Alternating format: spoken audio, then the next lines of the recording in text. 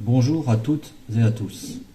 Pour la seconde année consécutive, je me trouve contraint de vous présenter les vœux de la municipalité via une brève vidéo. La pandémie, qui continue de nous frapper plus encore, ne nous permet pas, une nouvelle fois, de pouvoir nous rencontrer pour ce moment de convivialité. Je vais revenir dans un premier temps sur les faits marquants de l'année écoulée. Tout d'abord, 5 années après l'incendie qui l'avait ravagée, notre église a enfin pu rouvrir ses portes.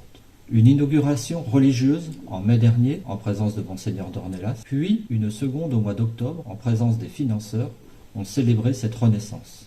Que chaque personne ayant apporté sa pierre à l'édifice pour cette reconstruction en soit très chaleureusement remerciée. Le 26 octobre a vu également l'inauguration de la salle intergénérationnelle Lagrange et ses abords.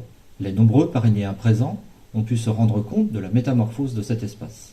Je tiens à remercier les services de l'État, le Conseil régional, le Conseil départemental, ainsi que Fougères Agglomération pour leur précieux soutien financier.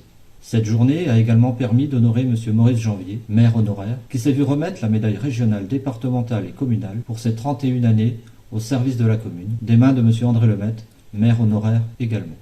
En matière d'éducation et d'enfance, suite à l'appel à projet Label École Numérique, les tableaux numériques interactifs ont été installés à l'école. La commune a pris en charge 50% du coût de cet investissement. La tarification sociale pour des repas de cantine à 1 €, bénéficiant à près de la moitié des enfants déjeunant à la cantine municipale, a été mise en place.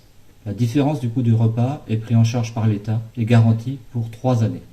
Un spectacle de Noël offert par le Centre communal d'action sociale à destination des enfants de la commune et du personnel de l'EHPAD a ravi petits et grands et apporté un peu de joie en cette fin d'année bien terne.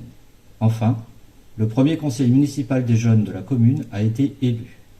Les jeunes conseillers sont déjà très investis dans la vie communale. Le 23 octobre 2021, nous avons été élus pour 2 ans au conseil municipal des jeunes. Nous sommes 12 jeunes âgés de 9 à 11 ans. Nous sommes 4 filles et 8 garçons. Le 16 octobre, nous avons participé à l'inauguration de l'église et de la salle Lagrange. Le 14 novembre, nous sommes allés à la commémoration du 11 novembre. Nous avons également participé au Téléthon en vendant des crêpes et nous avons récolté plus de 200 €. Nous nous sommes déjà réunis 2 fois et nous avons des idées de projets. En voici quelques-unes. Rénovation du terrain de tennis. Aménagement du terrain de vélo. Organiser une journée Nettoyons la nature. Et maintenant, place à 2022.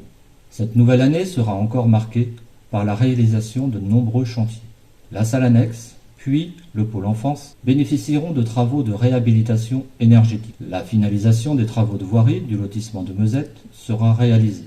Le réaménagement du chemin piéton à l'arrière de l'EHPAD, ainsi que la création d'un accès permettant de se rendre plus facilement à l'étang des 4 vents, sera entrepris très prochainement.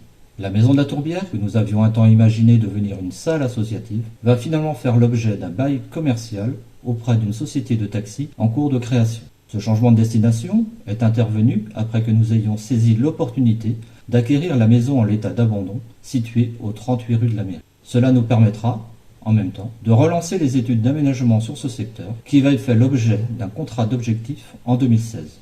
L'étude préopérationnelle concernant l'implantation possible d'un lotissement sur l'ancienne friche artisanale des Acres est achevée, devant le coût financier très important du projet, dû notamment aux travaux de déconstruction et potentiellement de dépollution. Des études complémentaires seront certainement nécessaires pour confirmer ou infirmer la viabilité de ce projet.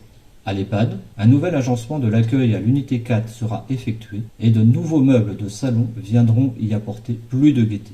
Enfin, 2022 sera l'année de l'arrivée tant attendue de la fibre optique sur la commune pour 90% des foyers. En complément, l'implantation d'un pylône de téléphonie mobile sera effectuée par la société Free Mobile. Voici donc résumés les nombreux chantiers et projets qui seront menés au cours de cette nouvelle année, dès que la situation sanitaire sera redevenue plus sereine. Je vous proposerai, en compagnie du conseil municipal, de nous rencontrer pour faire un point d'étape ensemble de ces réalisations. En attendant ce moment, je vous souhaite à toutes et à tous tous mes vœux de santé et de bonheur pour 2022. Nous vous souhaitons une très belle année.